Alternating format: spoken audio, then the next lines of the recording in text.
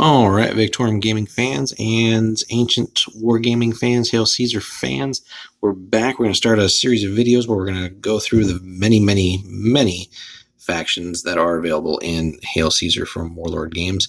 So, for those not familiar, Hail Caesar is a 28 mil Ancients Battle miniature game from Warlord that basically runs from 3000 BC all the way up to I believe it's 1500 AD, so it definitely covers a range of time. So we're looking at the first book. There's basically two army books, the one that covers the ancients all the way up through basically the Dark Ages or 500 AD, and then there's another book that takes you from the Dark Ages up through the Renaissance, basically. So we're starting off today. We're going to take a look at the Old and Middle Kingdom Egyptian, which aside from Warlord, there's also many other companies that produce some excellent minis at that scale, or other scales if you like playing your games at smaller scales like 20 or 10 or something like that.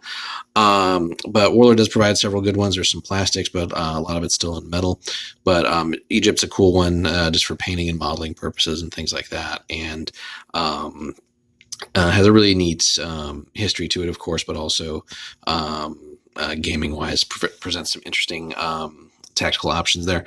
So the Old and Middle Kingdom Egyptian, basically the 30th through the 17th centuries BC, so definitely one of the oldest armies you have access to. So as it says here, this is the Egyptian army of the Old and Middle Kingdom prior to the introduction of the chariot.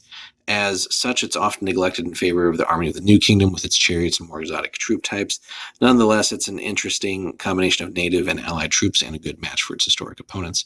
And one of the neat things with Hail Caesar too, and I'm sure many other ancient systems, is you can certainly, again, fight them against their historical adversaries, but you can also come up with several cool just what-if battles.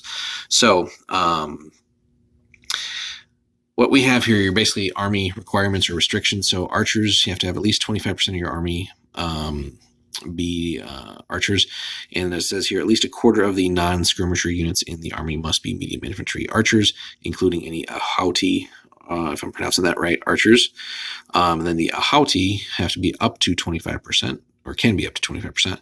So up to a quarter of the non-skirmisher units in the army can be ahouti. So they call them hereditary warriors. Divisions, 4+ units. So divisions must contain at least 4 units, excluding skirmishers, and must be led by a commander.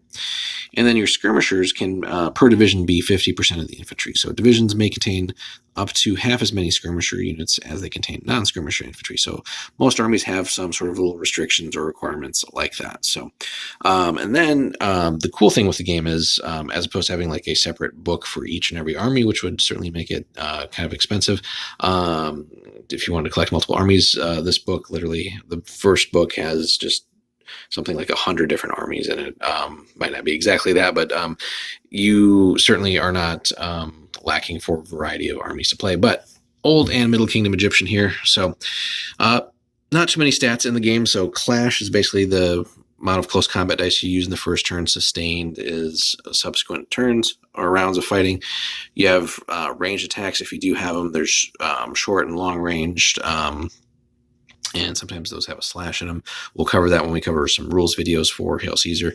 Morale save is basically the equivalent of your armor save, and stamina is basically how much damage or how many casualties a unit can sustain before it has to start worrying about being shaken and then possibly running away.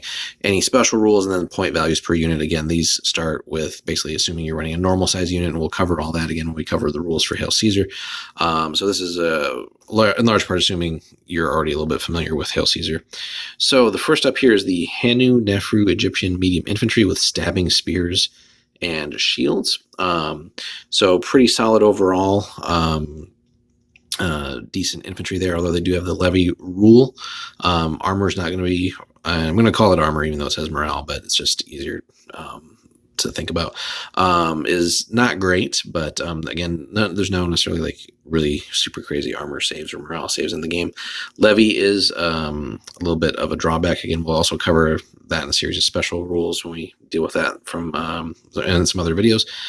You can upgrade them though, so extra to make the Hanu Nefru mercenary Nubians up to half such units. So stat wise, nothing really changes. But that does cost you 3 points per unit to upgrade them there. And mercenaries do have some other rules and things like that. Then you have the Ahouti, Egyptian medium infantry with stabbing spears and shields. Again, basically identical stats. Those just start at 23 points a unit, but you don't have the levy drawback there. You could also go a different route with them and basically give them eye axes and shields, which there you do have a different stat bump. So the initial fighting value is a 7 there, and at 23 points a unit again. Then a little bit weaker on the short-ranged attack, though. Then you have Shemsu, Egyptian medium infantry with double-handed axes, up to 1 per division. Again, really a little bit of a buff there on the initial round of fighting.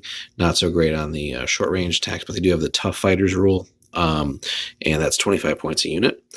Then you have the Egyptian medium infantry militia archers. Now, these guys are levied, and you do have to have a lot of them. It's 21 points a unit. You can have an upgrade too, but not horrible on the melee abilities there. But again, really, considering how many you have to have of these guys, but just really solid ranged option. And then extra to make the archers mercenary Nubians. Again, if you want to go that route, and that removes the levy. You have the Ahouti Egyptian medium infantry archers. So these guys again are just basically those sort of more mainline versions of the above there. Basically the same stats, but not having to deal with levy, and that just again comes in at 24 points a unit.